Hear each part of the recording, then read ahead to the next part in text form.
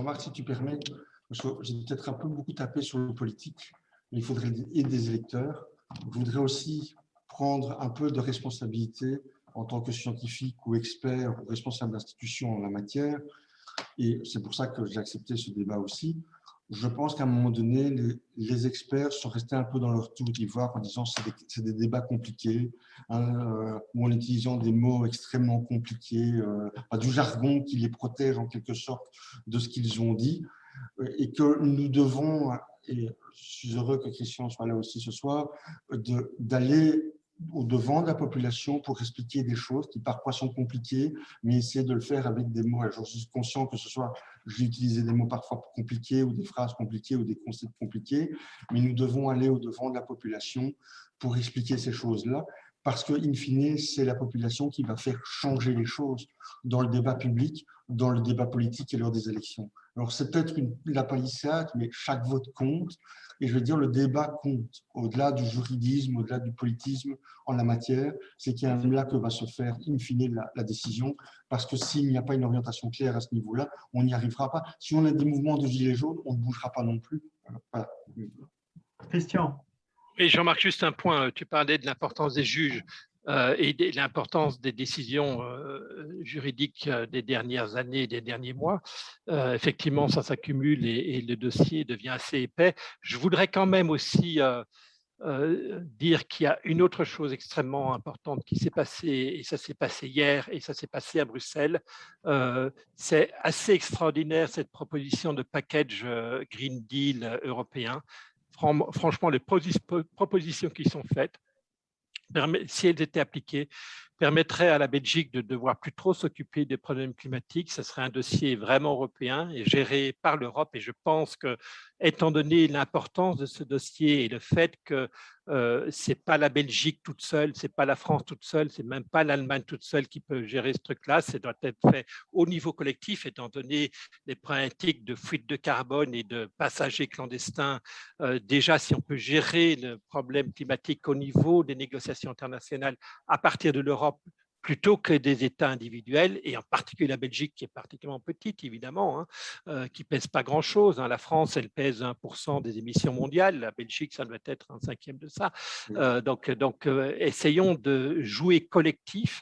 Ça se fait en Europe. C'est en train de se produire. On a déjà en 2005 placé nos billes dans un marché de permis d'émission qui a eu ses défauts de jeunesse, mais qui maintenant, aujourd'hui, fonctionne admirablement bien au niveau de l'industrie et au niveau de l'électricité. On va élargir, si ce processus aboutit de Green Deal au niveau européen, et ça prendra un an ou deux de négocier avec les États, mais j'espère que ça va passer. Si ça aboutit, on est, je veux dire, les 55% de réduction d'émissions de CO2 en 2030, ça va devenir très rapidement très concret et très opérationnel. Aujourd'hui, on est passé de la parole, hier, Bruxelles est passé de la parole aux actes. Et c'est un phénomène absolument extraordinaire. On peut peut-être compter sur les juges, mais aujourd'hui, il semblerait qu'on puisse compter sur Van der Leyen, sur Timmermans, le commissaire au climat, à l'environnement. Et si ce projet européen, si ce package européen passe la barre du vote des États, du vote au Parlement européen, de ce côté-là, ça semble rouler.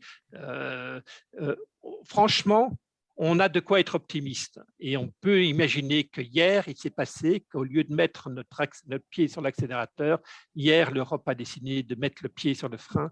Et on a un bon espoir que Biden, demain, parce que aujourd'hui, je lis la presse internationale, les Américains se disent « Ah oui, prix du carbone, les Européens, ils ont l'air d'aller de l'avant. Et en plus, ils veulent des ajustements aux frontières. Si on ne le fait pas nous-mêmes, les Européens vont nous taxer. Donc, ça vaudrait mieux qu'on mette nous aussi un prix du carbone. » Il est en train de se passer des choses assez importantes au niveau européen et au niveau transatlantique qui vaut vraiment la peine d'être soulignées.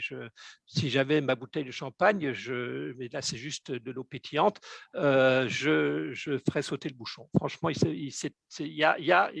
autant si vous lisez mon livre Le climat après la fin du mois, vous lirez un énorme beaucoup de blues et de pessimisme important, autant depuis quelques semaines et en particulier depuis hier, j'ai des raisons d'être optimiste. Merci Christian, Moi, je parce serais que c'est effectivement intéressant d'avoir cette note positive. Philippe, tu voulais ajouter moi, je quelque serais chose? un peu moins optimiste, dans le sens où la Commission n'est pas si populaire que ça, et les dernières années, ça a été le cas. Et je vais dire, le dernier élément positif que la Commission a apporté, c'est le roaming, la fin des frais d'itinérance en matière de téléphonie. Et même en Belgique, qui est un pays très ouvert où les gens traversent très facilement une frontière, on estime que 40% de la population seulement en bénéficie.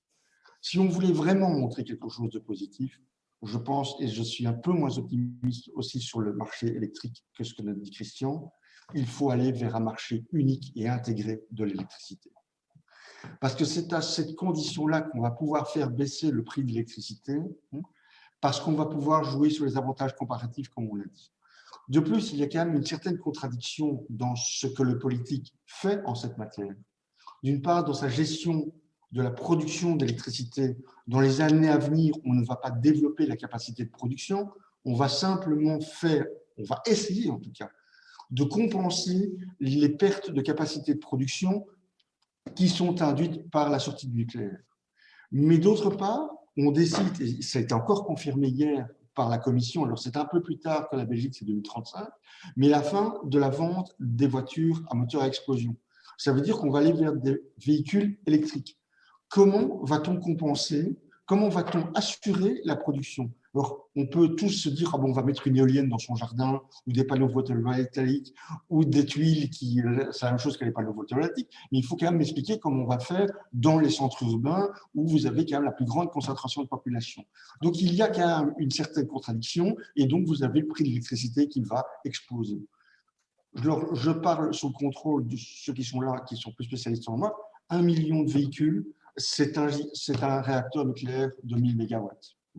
C'est-à-dire énormément d'éoliennes et énormément de panneaux photovoltaïques. Comment fait-on?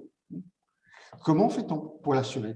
Et ça, c'est une question que les politiques n'arrivent pas à… C'est une contradiction, et pourtant, la politique, c'est l'art de rendre possible ce qui est impossible. Et je vois que Christian reprend la parole, et je la lui laisse. Mute. C'est le pouce levé, ça veut dire que j'étais d'accord. Ah oui, pardon, excuse-moi. Voilà. Alors, si tu Excellent. me permets, Christian, Jean-Marc, Philippe, vas-y. le climat, le développement durable, ça n'est pas que le climat. Le développement durable, et c'est plus large que cela, c'est à la fois le climat, l'énergie, mais c'est aussi les indicateurs sociaux, c'est l'intégration sociale, c'est la diversité, enfin, c'est la répartition des revenus. C'est une population qui est éduquée, qui a accès au marché du travail.